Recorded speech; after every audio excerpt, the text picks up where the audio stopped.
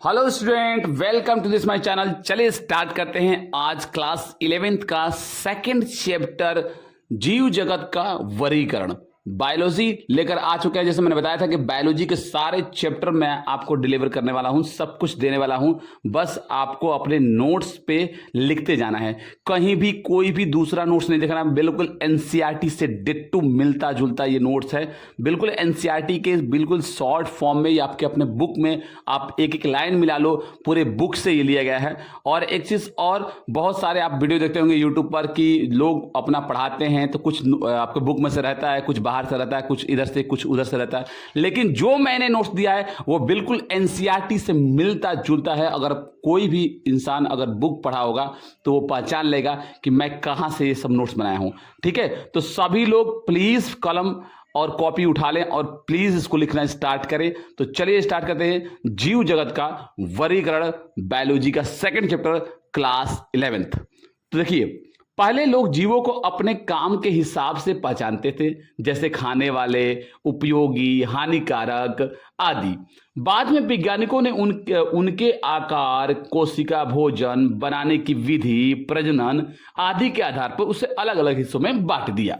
देखिए, पहले क्या था, काम के हिसाब से लोग जानते थे, और बाद में लोगों ने देखा कि कोशिका कैसी, किस कोशिका का होते हैं वो लोग, भोजन कैसे करते हैं वो लोग, अपनी संतान उत्पत्ति कैसे करते हैं, इन सब हिस्सों में उन्हें अलग अलग जगत में बांट दिया। तो सबसे पहले इसमें बांटने वाले आए तो वो आए अरस्तु। अरस्तु ने पौधों को वृक्ष, झाड़ी और शाख में बांटा। बाद में लिनियस ने जीवों को दो जगत में बांट दिया। याद रखिएगा, अरस्तु ने 3 भागों में बांटा था। क्या क्या?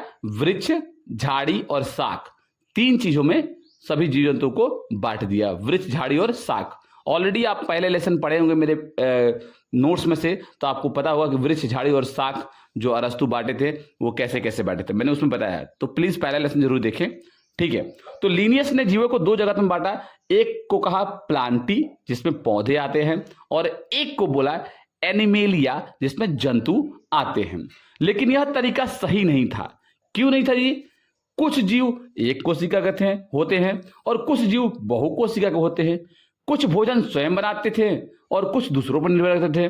तो बताइए कैसे पॉसिबल हो सकता है? कैसे ये पॉसिबल हो सकता है कि सभी जीव जंतुओं को आप 2 ही जगत में बांट दो? फिर आए एक और साइंटिस्ट जिसका नाम था आर.एच. विटेकर। उन्होंने 1969 में जो है 5 जगत बनाया। 5 जगत बनाया जिसका नाम रखा Monera, protista, fungi, Plantae, animalia. ये 5 जगत में सभी दुनिया के जितने भी जीव जंतु हैं उन सबको बांट दिया।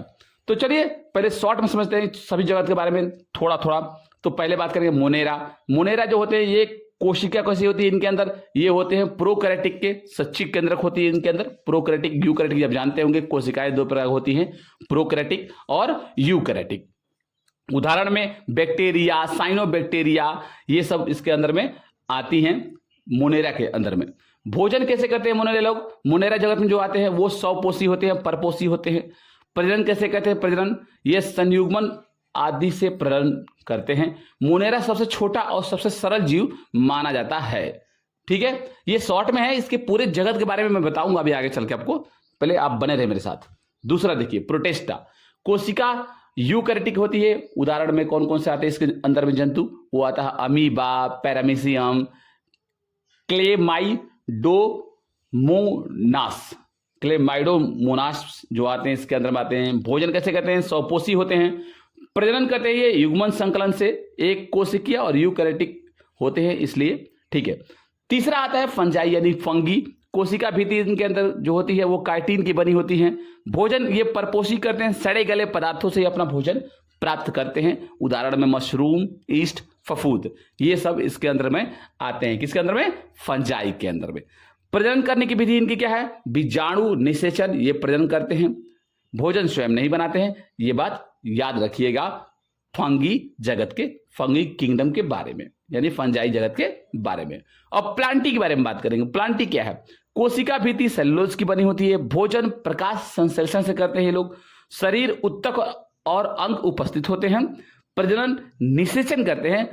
पौधे हरे और स्वपोषी होते हैं। डेफिनेटली है, जो प्लांट होते हैं उनके अंदर कोशिकाएं भित्ति कैसी होती है, सेलुलोज की बनी होती है। और भोजन कैसे देते हैं, ये खुद भोजन बनाते हैं अपने, ये ठीक है, प्रकाश संश्लेषण के द्वारा ये खुद अपना भोजन बनाते हैं। शरीर जो है इनके उत्तक और अंग उपस्थित होते हैं, यानी कि सारे इनके अंग उपस्थित होते हैं। आप जैसे जानते होंगे बहुकोशिकीय होते हैं, इसलिए प्रजनन जो करते हैं वो निषेचन करते हैं, ये बात हमें पता है। ठीक है, अब चलिए पांचवा, एनिमेलिया, कोशिका भित्ति अनुपस्थित होती है, भोजन परपोषी होते हैं, दूसरों पर डिपेंड रहते हैं, शरीर अंग और अंग तंत्र विकसित होते हैं, जैसे हम और आप, हम सभी के अंग जो है विकसित है। प्रजनन निषेचन यानी सेक्सुअल करते हैं, जंतु भोजन दूसरों से प्राप्त करके अपना पालन पोषण करते हैं। ये बात समझ गए। यहां तक आपने शॉर्ट में सभी जगत के बारे में समझ लिया। अब चलते हैं जरा इन सभी के बारे में लॉन्ग में करके, एक एक करके सभी जितने इसके टाइप होते हैं उसको समझते हैं। ओके, तो चलिए स्टार्ट करते हैं। पहला आता है इसमें मोनेरा जगत यानी बैक्टीरिया। सभी बैक्टीरिया मोनेरा में आते हैं। ये हर जगह पाए जाते हैं, मिट्टी, पानी, गर्म झरने, बर्फ, समुद्र आदि सब जगह। बैक्टीरिया के आकार कैसे होते हैं, आकार और नाम लिखा हुआ है, देख लीजिए। गोल वाले बैक्टीरिया को बोलते हैं कोकस, छड़ जैसे जो होते हैं, छड़ जैसे लंबे लंबे छड़ जैसे बैक्टीरिया को बोलते हैं बेसिलस। कामा डॉट जैसे, कामा जैसे जो बैक्टीरिया होते हैं उनको बोला जाता है विब्रो। स्पेरियल जो होते हैं उनको बोला जाता है स्पेरियल, उनका नाम भी स्पेरियल होता है। ठीक है, तो ये आकार हो गया और नाम हो गया इसके। अब बात करते हैं इसके टाइप। आर्की बैक्टीरिया एक आता है इंपॉर्टेंट, उसके बारे में समझ लेते हैं, फिर चलेंगे टाइप के बारे में। आर्की बैक्टीरिया ये कठिन परिस्थिति में रहने वाले बैक्टीरिया होते हैं। बहुत खारे पानी में भी रह जाते हैं, बहुत गर्म झरने में भी रहते हैं और दलदल क्षेत्र में भी रहते हैं। यानी अब परिस्थिति का मतलब क्या होता है, ऐसे परिस्थिति में जहां पर सभी जीव जंतु रहना मुश्किल होता है वहां पर ये बैक्टीरिया रहते हैं, जिसका नाम है आर्की बैक्टीरिया। खारे पानी में भी रहते हैं ये लोग, गर्म झरने में भी रहते हैं और दलदल क्षेत्र में भी ये पाए जाते हैं आर्की बैक्टीरिया। और एक चीज और है आर्की बैक्टीरिया के बारे में, गाय भैंस की जो आंतें होती है ना उनके अंदर भी ये पाए जाते हैं और वहां पर बनाते हैं ये लोग मेथेन गैस बनाते हैं। चलिए देखिए, इसमें एक और आती है यू बैक्टीरिया, यानी वास्तविक इसका नाम है बैक्टीरिया। ठीक है, और मुख्य प्रकार इसके देखते हैं, कुछ इसके प्रकार देखते हैं तब मालूम चलेगा कि इसके कौन कौन से प्रकार इसके अंदर में आते हैं। किसके अंदर में, वो है मोनेरा जगत में। ओके, तो देखिए पहला है मुख्य प्रकार साइनोबैक्टीरिया, नील हरित शैवाल साइनोबैक्टीरिया के अंदर में आते हैं। इनमें क्लोरोफिल होता है, ये भोजन स्वयं बनाते हैं। उदाहरण में नास्टाक, एनाबिना, ये वायुमंडलीय नाइट्रोजन स्थित करते हैं। रसायन से संश्लेषित बैक्टीरिया होती हैं कुछ बैक्टीरिया, अकार्बनिक पदार्थों से ऊर्जा प्राप्त करते हैं। मिट्टी में पोषक तत्वों से पुनर्चक्र में ये मदद करते हैं, यानी मिट्टी को भी सुंदर बनाने में, अच्छा बनाने में ये बहुत ज्यादा हेल्प करते हैं। परपोषी बैक्टीरिया उपयोगी दही बनाने में परपोषी बैक्टीरिया आती है। प्रतिजैविक बनाना ये आती है। नाइट्रोजन स्थितिकरण यानी नाइट्रोजन को बैलेंस करने में भी ये काम आती है। हानिकारक रोग उत्पन्न करती हैं, रोग भी उत्पन्न करती है। कौन कौन से रोग होने वाले हैं बैक्टीरिया से होने वाले रोग, तो पहला बैक्टीरिया से रोग होने वाला है वो है हैजा, टेटनस, कैंसर, टाइफाइड, साइफिलियस। ये सारे जो रोग होते हैं वो बैक्टीरिया के कारण ही होते हैं। ठीक है, चलिए बात करते हैं प्रोटिस्टा जगत के बारे में। दूसरा जगत आ गया अपना प्रोटिस्टा जगत। ये ऐसे जीव हैं जो एक कोशिकीय होते हैं, लेकिन इनकी कोशिका में सच्चा केंद्रक यानी सच्चा केंद्रक होता है, यानी कि ये यूकैरियोटिक के होते हैं। मुख्य बात है अधिकतर जल में पाए जाते हैं। ये सारे प्रोटिस्टा जगत में जो भी आते हैं जंतु ज्यादातर कहाँ पाए जाते हैं, जल में पाए जाते हैं। कुछ में कशाभ या पश्चाभ होती हैं। कुछ भोजन स्वयं बनाते हैं, कुछ दूसरों पे निर्भर रहते हैं। लैंगिक यानी सेक्सुअल, अलैंगिक यानी असेक्सुअल, दोनों प्रकार से प्रजनन कर सकते हैं। प्रोटिस्टा के कुछ मुख्य समूह हैं, उसके बारे में देखिए। पहला है क्राइसाफाइट। क्राइसाफाइट देखिए, उदाहरण में टाइटम सुनहरे शैवाल जो है क्राइसाफाइट के अंदर में आते हैं। समुद्र और मीठे पानी दोनों में पाए जाते हैं ये लोग। इनकी कोशिका भित्ति सिलिकॉन की बनी होती है। मरने के बाद इनके खोल नीचे जमा हो जाते हैं, जिससे टाइटम मृदा कहते हैं और इन्हीं मृदा से यह तेल और पालिश बनाने में मदद करते हैं। अब देखते हैं दूसरा इसका प्रकार है, उसका नाम है टाइनोफ्लेजेलेटम जेलेट। अधिकतर समुद्री जीव होते हैं, दोनों कसाब होते हैं। कई प्रजाति लाल रंग की होती है इनकी प्रजाति, ठीक है। टाइनोफ्लेजेलेट इनकी प्रजाति कैसी होती है, लाल रंग की होती है। इनकी संख्या बढ़ने पर रेड टाइल जैसा ज्वार बनता है, मतलब पूरे बहुत ज्यादा जो आते हैं पास में तो लाल रंग के दिखाई देते हैं लोग। कुछ विषैले पदार्थ छोड़ते हैं जिसमें मछलियां क्या होती है, मर जाती है। समुद्र के अंदर मछलियां क्या होती है, बहुत ज्यादा मर जाती है इनके विषैले पदार्थ की वजह से। कुछ उदाहरण देख लीजिए, एक है गोन वाइलैक्स जो है इसकी उदाहरण है। अब देखते हैं यूनिनाइट्स क्या होती है, तीसरा जो है इसका यूनिनाइट्स। इसमें मेन उदाहरण है एल्गिना। कोशिका भित्ति नहीं होती है, इसकी जगत पेलिकल होती है। प्रकाश संश्लेषण करते हैं लोग, अंधेरे में परपोषी बन जाते हैं। यानी दिन में प्रकाश संश्लेषण करते हैं और अंधेरे में परपोषी बन जाते हैं। एक लंबा और एक छोटा कसाब इनके अंदर होता है। युगलिना दिन में पौधों जैसा और रात में जंतु जैसा बिहेवियर करता है, जो कि युगलिनाइट के अंदर में आता है। युगलिना एक है बैक्टीरिया, प्रोटिस्टा के अंदर में ये आता है। आगे देखिए, अवपंख कवक यानी कि स्लिम मोल्ड सड़ी हुई पत्तियों और लकड़ी पर पाए जाते हैं। अवपंख कवक अनुकूल परिस्थिति में प्लाज्मोडिया बनाते हैं, प्रतिकूल परिस्थिति में बीजाणु बनाते हैं। जीवाणु हवा में फैलते हैं ये लोग, याद रखना है। प्रोटोजोआ इंपॉर्टेंट, इसका एक भाग आ गया प्रोटोजोआ, जो कि आप बहुत ज्यादा जानते होंगे प्रोटोजोआ के बारे में। ये सभी परपोषी होती हैं, ठीक है, दूसरों पर डिपेंड होते हैं ये लोग। अमीबा, कशाम्भी जिसको ट्रायोपेंसोमा कहा जाता है, पश्माभी यानी कि प्रामेशियम्स,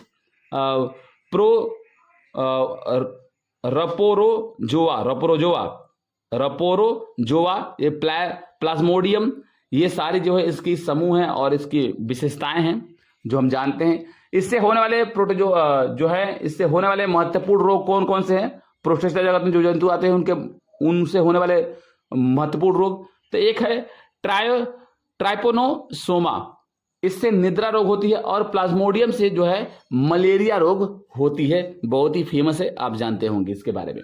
चलिए बात करते हैं कवक के बारे में, यानी फंगी जगत के बारे में कि कवक क्या होते हैं। कवक ऐसे जीव हैं जो अपना भोजन स्वयं नहीं बनाते हैं, ये दूसरों जीव या सड़े गले पदार्थों से भोजन लेते हैं। मशरूम, ईस्ट, ब्रेड पर लगने वाले फफूंदी, पेनिलिसियम,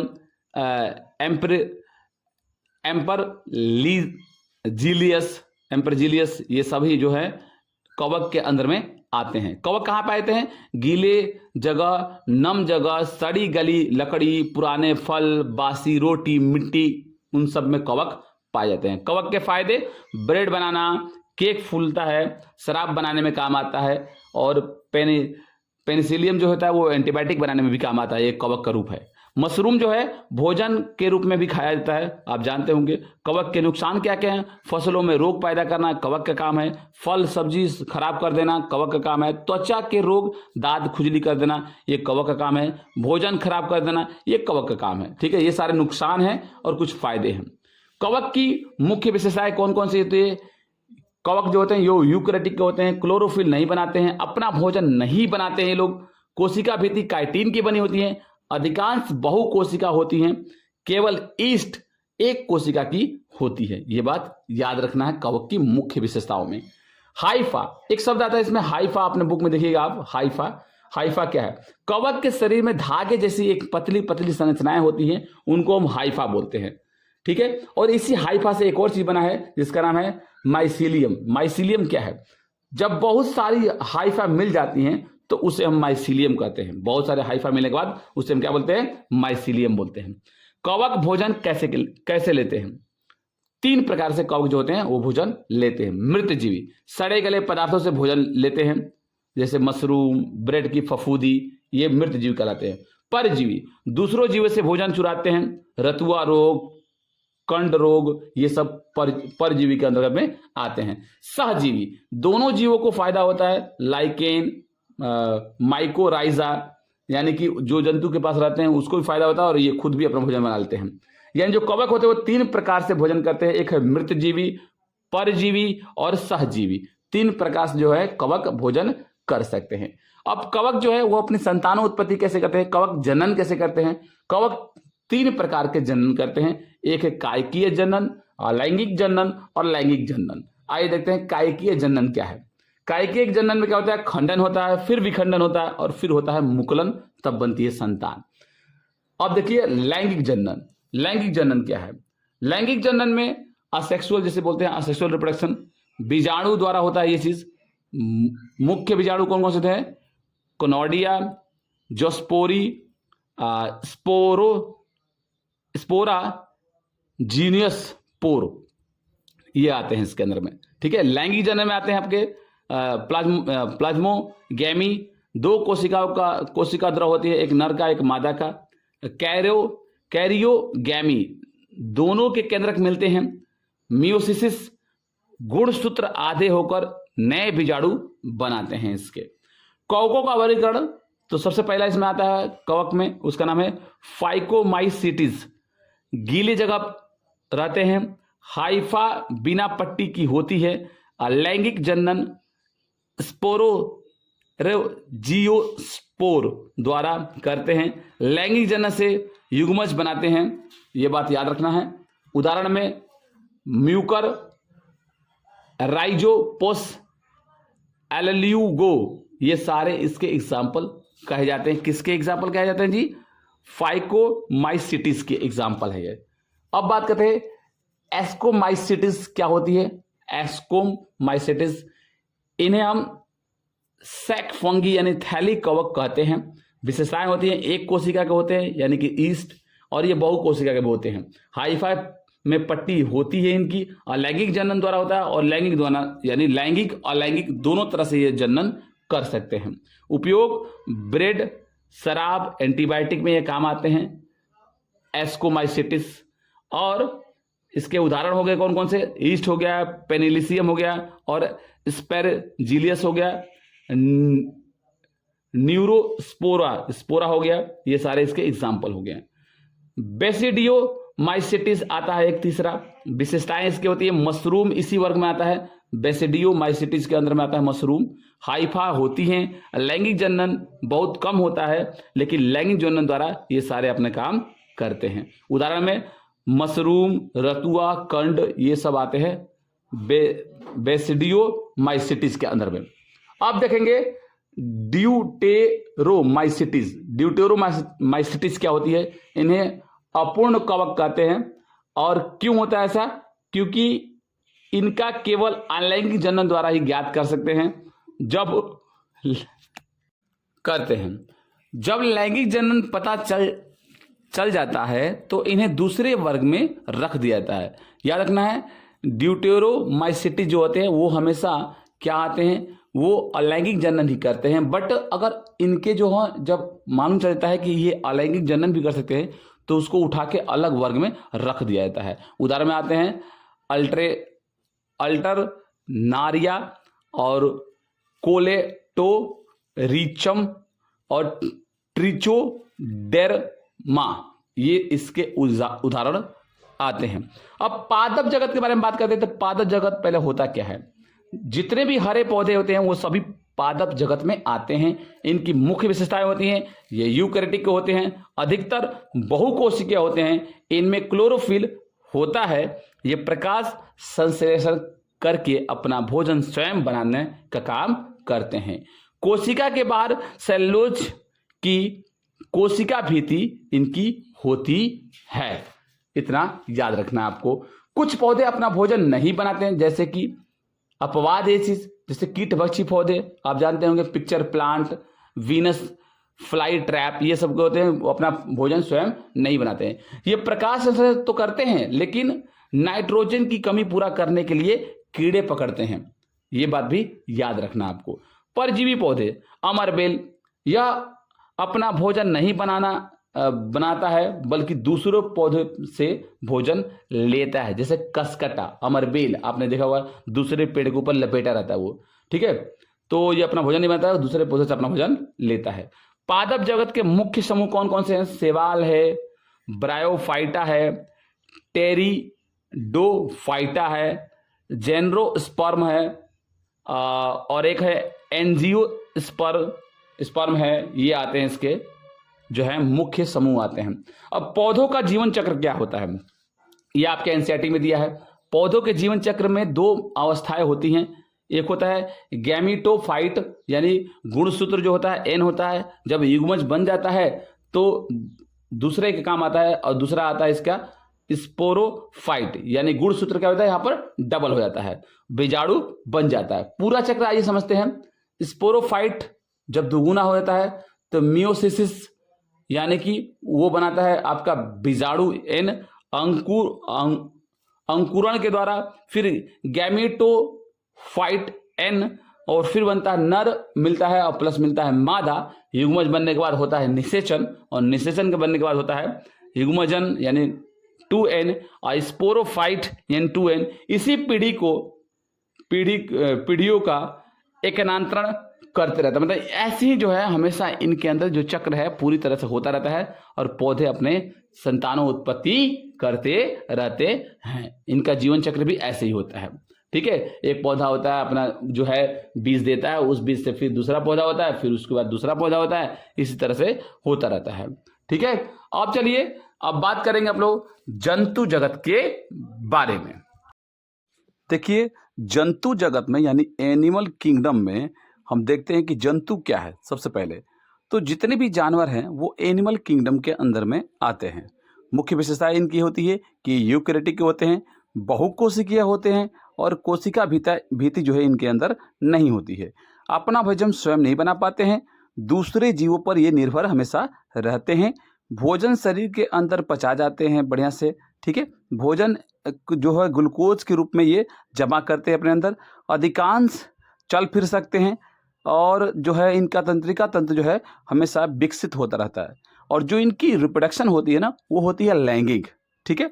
आसान भाषा में अगर बात किया जाए तो कहा जाए कि जानवर खुद खाना नहीं बना सकते हैं, इसलिए वो पौधे तथा दूसरों जानवर पर क्या रहते हैं, निर्भर रहते हैं।